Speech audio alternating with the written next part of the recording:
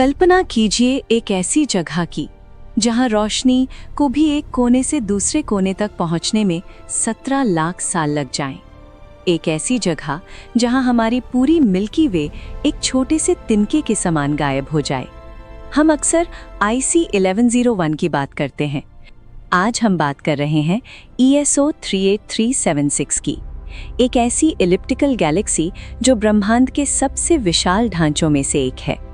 जब हम अपनी गैलेक्सी मिल्की वे को देखते हैं तो हमें लगता है कि ये बहुत बड़ी है, लगभग 1 लाख लाइट ईयर्स का विस्तार। लेकिन ESO 38376 के सामने ये एक मजाक लगती है। इस गैलेक्सी का व्यास तकरीबन 1.7 मिलियन लाइट ईयर्स है। अगर आप रोशनी की रफ्तार से भी चलें तो इस गैलेक्सी को पार करने में आपको 17 लाख साल लग जाएंगे। इंसानी इतिहास तो इसके सामने सिर्फ एक पल के बराबर है। ये गैलेक्सी एबल 3571 नाम के क्लस्टर का हिस्सा है, जो हमसे 6 करोड़ 50 लाख लाइट ईयर्स दूर है। इतनी दूर कि वहां से आने वाली रोशनी जब हमारी आंखों तक पहुंचती है तब तक धरती पर कितने ही युग बीत चुके होते हैं। लेकिन एक बात अजीब है, इस विशाल गैलेक्सी में हमारी मिल्की वे की तरह सुंदर स्पाइरल आर्म्स नहीं है। इसका कोई निश्चित आकार नहीं है, ये एक विशाल फुटबॉल की तरह दिखती है। विज्ञान की भाषा में इसे एलिप्टिकल गैलेक्सी कहते हैं। यहाँ नई सितारे बनाने वाली गैस लगभग खत्म हो चुकी है। इसमें ज्यादातर वही सितारे हैं जो अरबों सालों से चमक रहे हैं, छोटे, लाल और थके हुए सितारे। इसीलिए इसे ब्रह्मांड का रिटायरमेंट होम भी कहा जाता है। यहाँ सब कुछ ठहरा हुआ है, शांत है, लेकिन इस शांति के पीछे एक भयानक इतिहास छिपा है। ESO 38376 कोई एक अकेली गैलेक्सी नहीं है, ये एक सर्वाइवर है। अरबों सालों के दौरान इसने अपने रास्ते में आने वाली हर छोटी गैलेक्सी को निगल लिया है। जब 2 गैलेक्सीज टकराती हैं तो उनके सितारे इस विशाल गोले में समाते चले गए। वैज्ञानिकों का मानना है कि इतनी बड़ी गैलेक्सी को संभालने के लिए उसके सेंटर में मौजूद ब्लैक होल का मास हमारे सूर्य से अरबों गुना ज्यादा होना चाहिए। ये ब्लैक होल पूरी गैलेक्सी के सितारों को अपनी मौत की आगोश में बंधे रखता है। ये है इस गैलेक्सी का असली मास्टरमाइंड। इंसान की कल्पना की एक सीमा होती है। हम हजारों को समझते हैं, लाखों को महसूस कर सकते हैं, लेकिन जब बात लाइट ईयर्स की आती है तो हमारा दिमाग हार मान लेता है।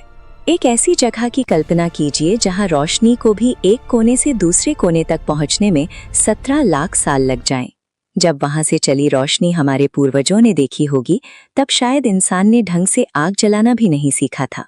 आज हम बात कर रहे हैं एक ऐसे कॉस्मिक टाइटन की जिसके सामने हमारी मिल्की वे सिर्फ एक धूल का कण है। हम बात कर रहे हैं ESO 38376 की, एक ऐसी एलिप्टिकल गैलेक्सी जो विज्ञान के हर पैमाने को छोटा कर देती है। सबसे पहले साइज की बात करते हैं, क्योंकि बिना साइज समझे आप इसकी भयानकता को नहीं समझ पाएंगे।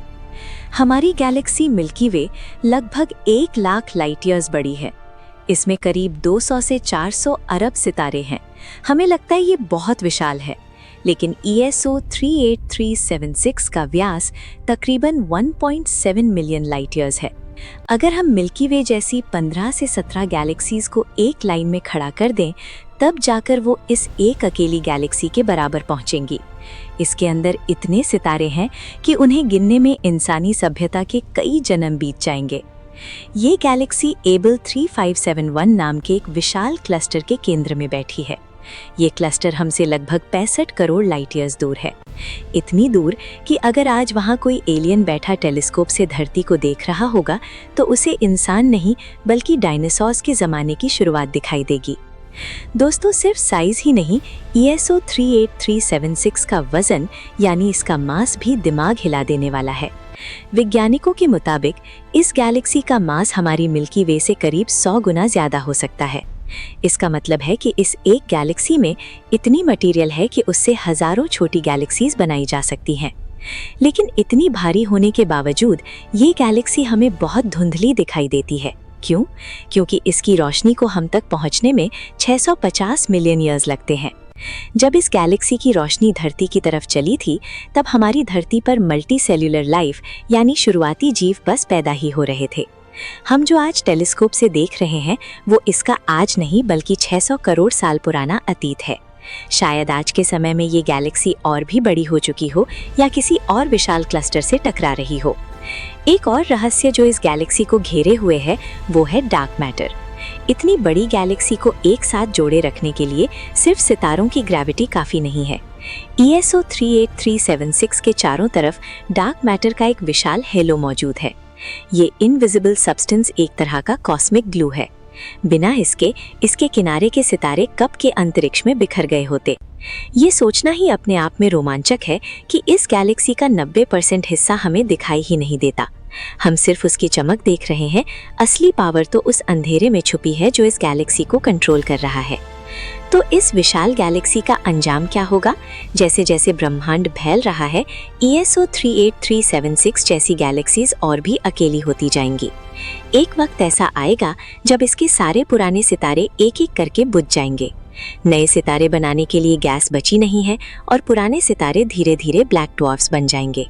दोस्तों, जरा सोचिए, ESO 38376 इतनी विशाल है कि अगर आप इसके एक सिरे पर खड़े होकर दूसरे सिरे पर मौजूद अपने किसी दोस्त को रेडियो सिग्नल भेजें तो उस सिग्नल को पहुंचने में ही 17 लाख साल लग जाएंगे। जब तक आपका दोस्त हेलो सुनेगा तब तक धरती पर इंसानों की पूरी प्रजाति बदल चुकी होगी। इतने बड़े स्केल पर वक्त का कोई मोल नहीं रहता। यहाँ की दूरियां इतनी ज्यादा हैं कि स्पीड ऑफ लाइट भी एक चींटी की रफ्तार जैसी लगने लगती है। क्या हम कभी ऐसी विशाल जगह को सही मायने में समझ पाएंगे, या फिर ये गैलेक्सी सिर्फ एक कॉस्मिक रिमाइंडर है हमारी अपनी छोटाई का? एक और दिलचस्प बात, ESO 38376 से जो रोशनी आज हमारी टेलीस्कोप्स में गिर रही है वो 600 करोड़ साल पुरानी है।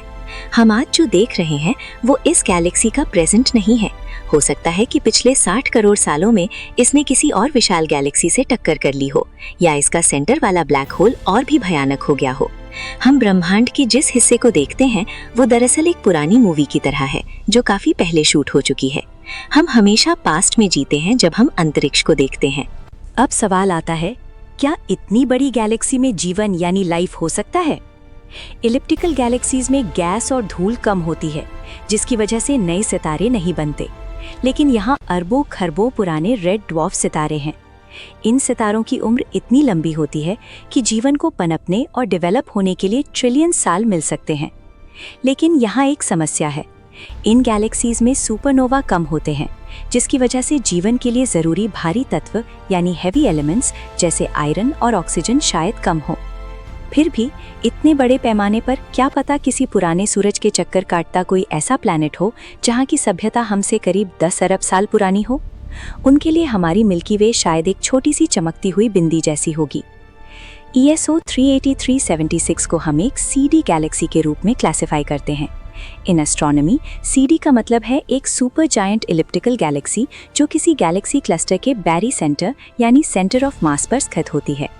इसका सरफेस ब्राइटनेस प्रोफाइल एक स्टैंडर्ड सर्सिक प्रोफाइल 4 को फॉलो करता है जो इसके विशाल स्टेला हेलो और डिफ्यूज नेचर को दर्शाता है। स्पाइरल गैलेक्सीज के विपरीत जहां एंगुलर मोमेंटम स्टार फॉर्मेशन को ड्राइव करता है, ESO 38376 का स्ट्रक्चर प्रेशर सपोर्टेड है।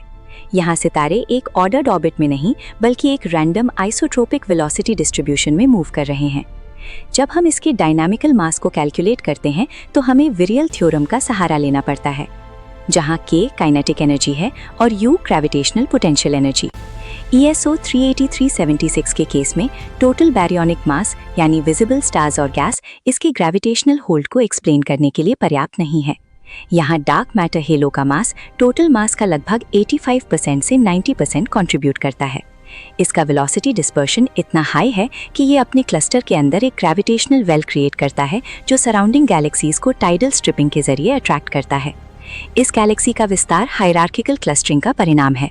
इसका स्टेला हेलो और इंटरक्लस्टर लाइट यानी ICL ये बताते हैं कि इसने अपने फॉर्मेशन एपॉक में मल्टीपल मर्जर इवेंट्स एक्सपीरियंस किए हैं। मेजर मर्जर्स और माइनर एक्रेशन के दौरान काइनेटिक एनर्जी का डिसिपेशन होता है जिससे गैस शॉक हीट हो जाती है। ये टेम्परेचर इतना हाई मिलियंस ऑफ केल्विन हो जाता है कि कूलिंग फ्लो रुक जाता है और इसलिए इस गैलेक्सी में स्टार फॉर्मेशन रेट यानी SFR इफेक्टिवली नियर जीरो है। यहाँ हम red and dead population of stars देखते हैं जो एजिंग स्टेलर रेवोल्यूशन फेजेस यानी रेड जायंट ब्रांच में हैं। इसके सेंटर में मौजूद सुपर मैसिव ब्लैक होल यानी SMBH सिर्फ एक ग्रेविटेशनल सिंक नहीं है बल्कि एक एक्टिव गैलेक्टिक न्यूक्लियस यानी AGN है। AGN फीडबैक एक क्रूशल मैकेनिज्म है जो गैलेक्सी को क्विएसेंट स्टेट में रखता है। जब अक्रेशन डिस्क में गैस मैटर फॉलन करती है तो ये पावरफुल रिलेटिविस्टिक जेट्स जनरेट करता है। ये जेट्स गैलेक्सी के इंटरस्टेलर मीडियम यानी ISM को इतना हीट अप कर देते हैं कि नया स्टार फॉर्मेशन इम्पॉसिबल हो जाता है। इसे हम रेडियो मोड फीडबैक कहते हैं, जो SMBH और होस्ट गैलेक्सी के बीच के को एवोल्यूशन को मेंटेन करता है। जब हम इसकी स्पेक्ट्रल एनर्जी डिस्ट्रीब्यूशन यानी SED को एनालाइज करते हैं तो हमें एक डोमिनेंट ओल्ड स्टेलर पॉपुलेशन मिलती है, जिसका एज 10 से 12 अरब साल के बीच एस्टिमेट किया गया है। अब हम गैलेक्सीज की बात करते हैं तो हम अक्सर स्पाइरल गैलेक्सीज जैसे हमारी मिल्की वे का सोचते हैं, लेकिन ESO 38376 एक CD गैलेक्सी है, यानी एक सुपर जायंट एलिप्टिकल गैलेक्सी। इसका व्यास डायमीटर 17 लाख लाइट ईयर से भी ज्यादा है। इसका मतलब है कि अगर आप रोशनी की रफ्तार से भी इसके एक सिरे से दूसरे सिरे तक जाएं, तो आपको 17 लाख साल लग जाएंगे। ये गैलेक्सी एबल 3571 क्लस्टर का हिस्सा है, जो हमसे 6.5 करोड़ लाइट ईयर्स दूर है। ये वही जगह है जहां आइंस्टाइन के लॉज भी हमारी सोच को एक नई दिशा देते हैं। अब सबसे बड़ा सवाल, क्या हम कभी यहाँ पहुँच सकते हैं? 17 लाख लाइट ईयर्स की दूरी कन्वेंशनल रॉकेट से तय करना असंभव है, लेकिन थ्योरेटिकल फिजिक्स में एक रास्ता है, वर्म होल्स। आइंस्टाइन रोजन ब्रिजेस या वर्म होल्स ऐसी थ्योरेटिकल खिड़कियां हैं जो स्पेस टाइम को फोल्ड कर सकती हैं। अगर हम स्पेस के फैब्रिक को बेंड कर सकें तो हम एक पॉइंट से दूसरे पॉइंट तक सेकंड्स में पहुंच सकते हैं।